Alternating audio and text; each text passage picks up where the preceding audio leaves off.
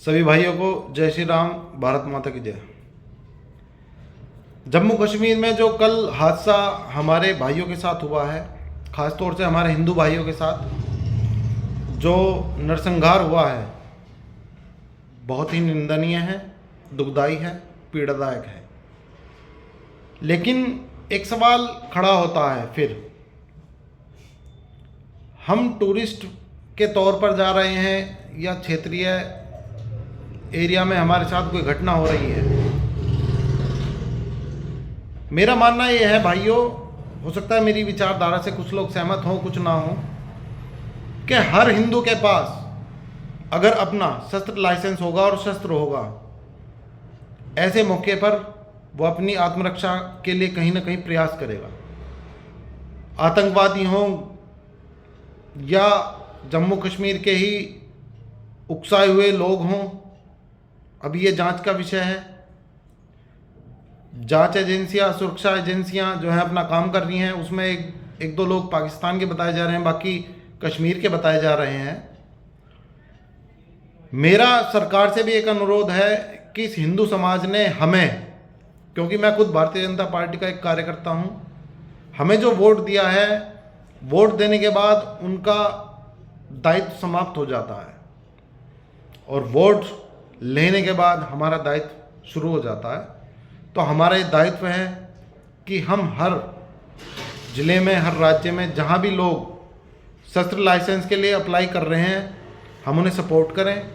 क्योंकि जो जम्मू कश्मीर में हुआ, जो पश्चिम बंगाल में हो रहा है, जो कल परसों तक केरल में हुआ, आसाम में हुआ, वो कहीं भी हो सकता है। ये कोई नया विषय नहीं है।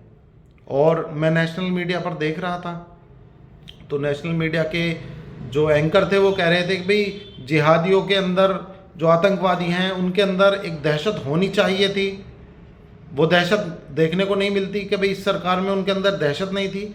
भैया, जो जिहाद करने आया है, वो स्लीपर सेल के रूप में हो, आतंकवादी के रूप में हो, उग्रवादी के रूप में हो, किसी भी रूप में हो, वो 72 हुरों का सपना लेकर आया है।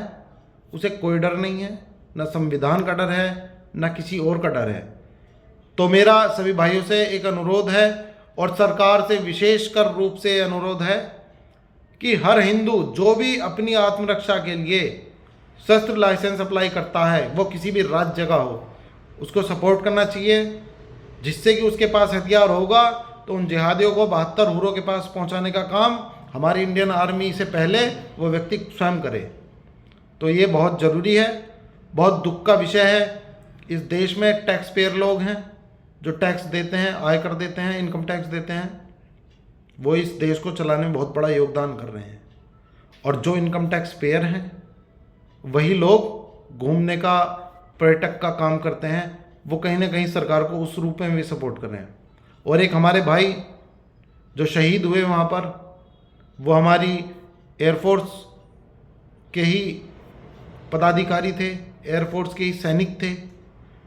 तो ये हमारे लिए बहुत बड़ा दुख का विषय है कि हमने आम पर्यटकों के रूप में एक अपने देश के जवान को खोया है। मैं उनके परिवार के लिए बहुत ही भगवान से प्रार्थना करता हूं कि इस असहनीय पीड़ा को या असहनीय दुख को झेलने की शक्ति दें।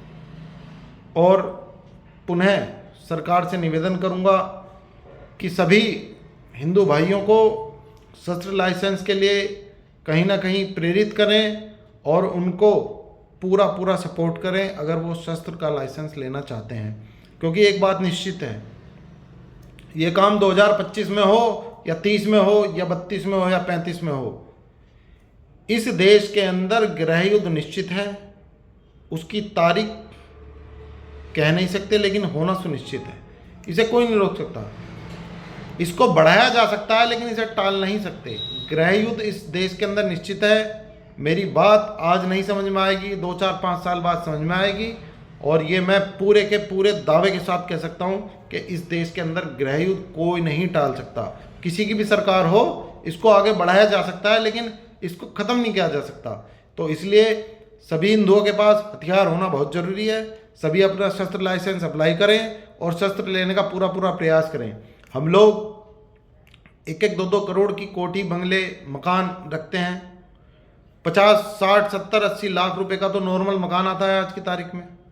8, 10, 15, 20 लाख रुपए की गाड़ी रखते हैं, लेकिन 2 लाख रुपए का, 2.5 लाख रुपए का शस्त्र लाइसेंस लेकर अपने पास एक हथियार नहीं रखते। तो भाइयों, बहुत ज़रूरी है, समय आ चुका है, हमें अपने परिवार की, अपने बच्चों की, अपने माता पिता की, सभी की सुरक्षा के लिए, इस समाज की सुरक्षा के लिए शस्त्र लाइसेंस होना बहुत ज़रूरी है। सभी शस्त्र लें और शस्त्र हमेशा अपने पास रखें, उसकी पूरी ट्रेनिंग लें। मेरा यही निवेदन है अपने सभी हिंदू भाइयों से, क्योंकि आप आर्मी को, पुलिस को आपत्ति के समय बुला सकते हैं, लेकिन कौन कितनी समय में पहुंचेगा इस बात की कोई गारंटी नहीं। लेकिन आपका शस्त्र आपके पास है। हमारे देवी देवताओं ने, हमारे भगवान के सभी महाअवतारों ने हमें यही संदेश दिया है कि शस्त्र हमेशा हमारे पास होना चाहिए, जिससे हम इन दुष्टों का संहार कर सकें, और इन दुष्टों का संहार करना ही हमारा धर्म है, हमारी नियति है। जय हिंद, जय भारत, जय महाराणा प्रताप, भारत माता की जय। जय श्री राम।